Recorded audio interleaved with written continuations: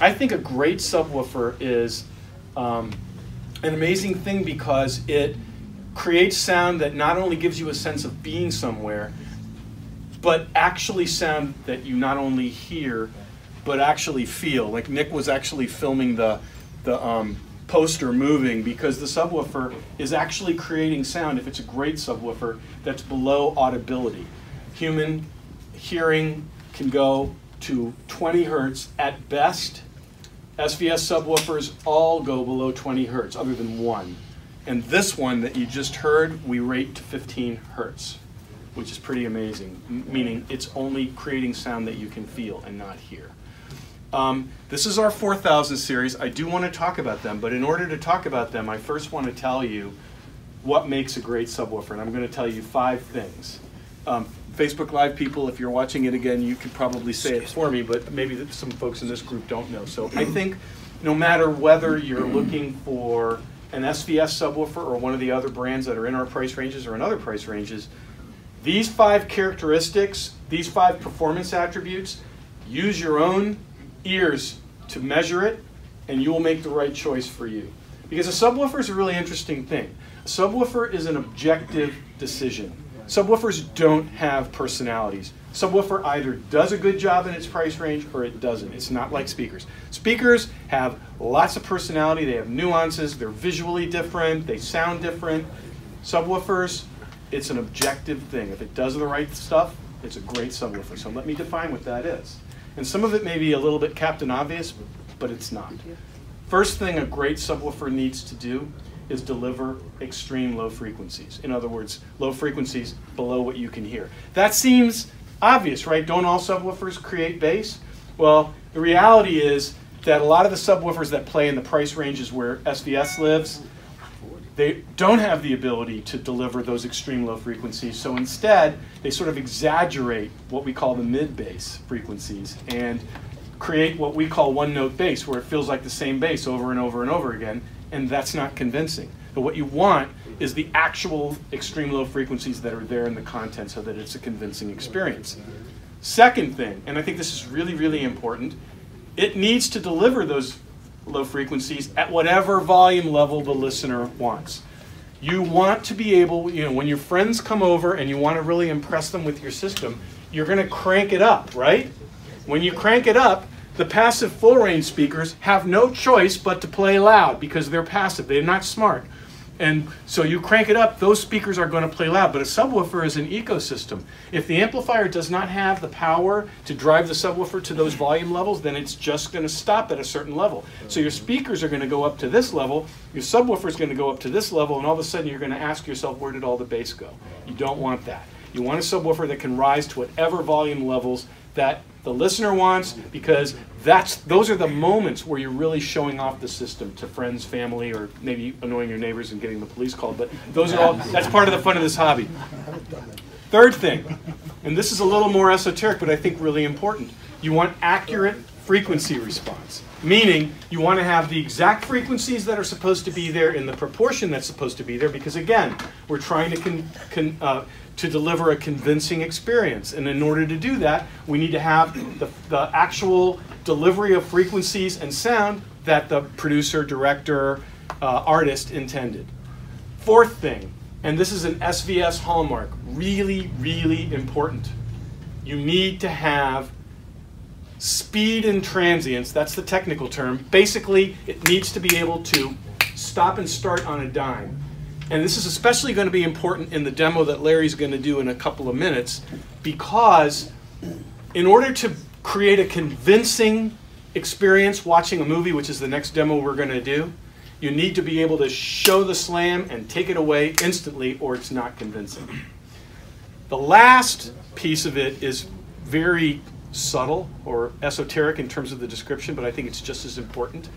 The subwoofer needs to blend seamlessly to the full range speakers. Meaning, we're not here to listen to a subwoofer and speakers. We're not here to listen to the components. We're here for a convincing total experience. In order for that to happen, the subwoofer has to have the sophistication to blend seamlessly with the full range speakers, which is actually interesting. You and I were talking about before, Pepe, that you're having issues trying to make that happen, and that it's a subtle thing, but it's really, really important because it stops being convincing. So Larry, can we create a convincing experience? I think we're capable of that. All right, so this is a movie demo. We're going to do one movie demo and then we're going to do a music demo we haven't done in about 3 years. We thought we would do, all right, 2 years. Larry, don't correct me. Just agree. 2 years. Larry, just nod and smile. Yes. So, okay. So this is a movie demo and then we'll do a music demo. So Larry, cool. So we're going to do 5 things.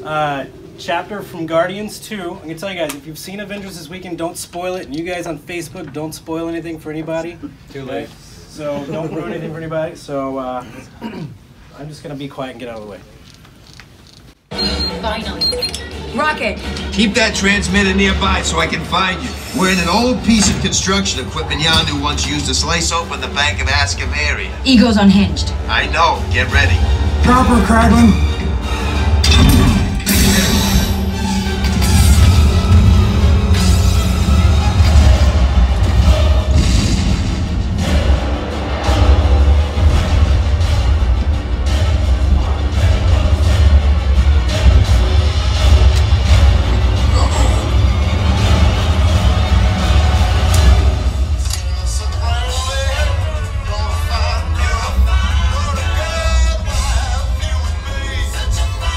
My life, my love, my lady is the sea. Peter, this is the sea.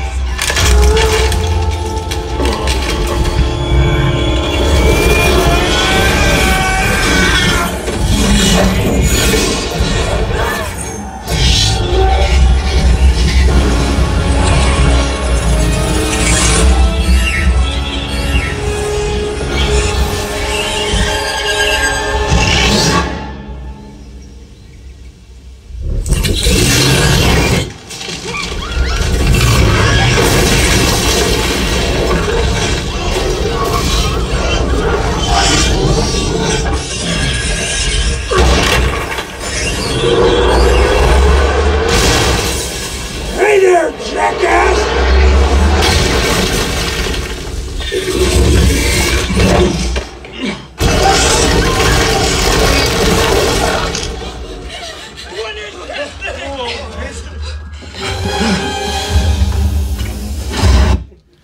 But I really was excited about the 4000 series because our first project as a team when I took over SVS was our SB13 Ultra subwoofer. I don't know how many of you guys have followed SVS.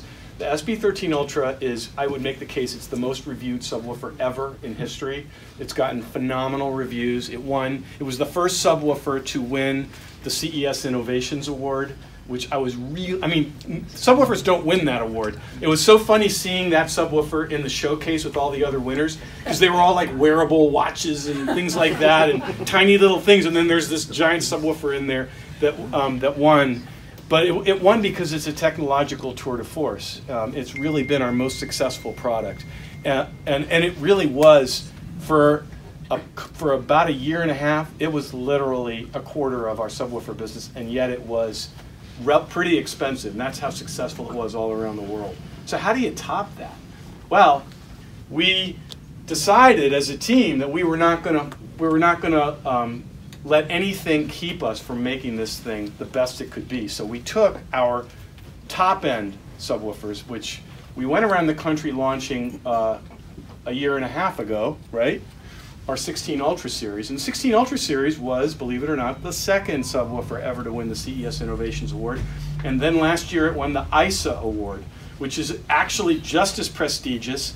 That is 55 audio magazines around the world voting, and we won for the best subwoofer on the planet at any price, which is pretty amazing when that PB16 Ultra that won is $2,500, and it's up against subwoofers, as some of you know, that are $7,000, $8,000, $9,000, and it won.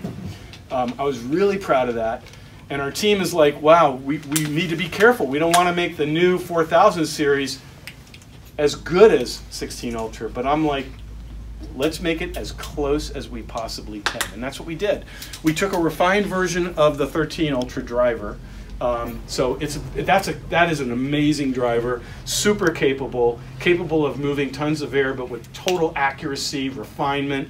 It's got a 50-pound motor What that means is not so much that it's capable of moving massive amounts of air, it is, but it's also capable of very delicate, nuanced control, which you and I were talking about. So it can move very quickly and very accurately, yet deliver that punch.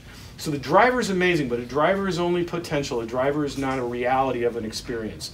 We took our 16 Ultra amplifier, which you're not supposed to do this, and we basically depowered it a little bit from the 1500 watts continuous power of the 16 Ultra to that amplifier, which is our STA1200D amplifier.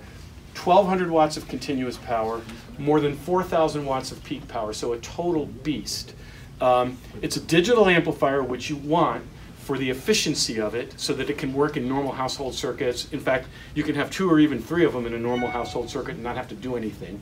So digital amplifier, the efficiency and lack of overheating that you get from that. But then we have a fully discrete MOSFET output section, and all that means is instead of integrated circuits delivering the current, we have massive transistors, MOSFET transistors that do it, and so it's capable of delivering gobs and gobs of current and make that driver a reality.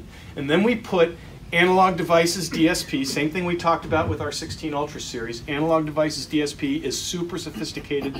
Nobody puts that in a subwoofer, but we did, and it allowed us, and it's actually a subtle thing that I try to explain, but I know people start to glaze over.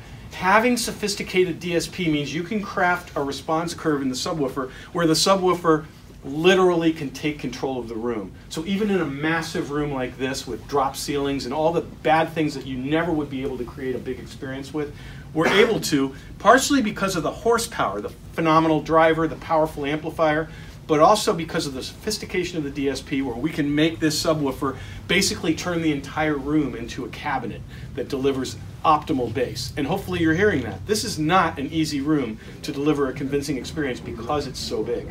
And if you're enjoying what you're hearing, and I don't mean to be a pitch man, it'll sound way better in your home. The home is a way better place for something like this than a big, massive retail store. So that's our 4000 series. Did I forget anything? Oh, I did. How about, do you have the app handy? I do.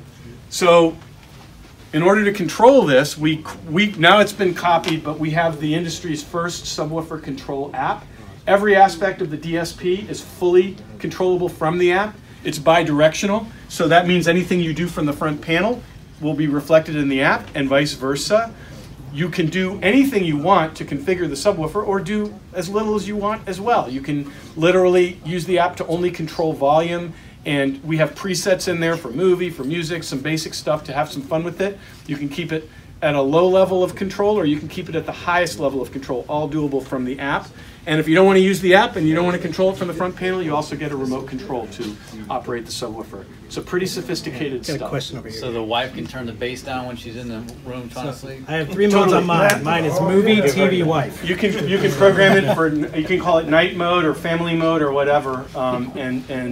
Once you do that, absolutely.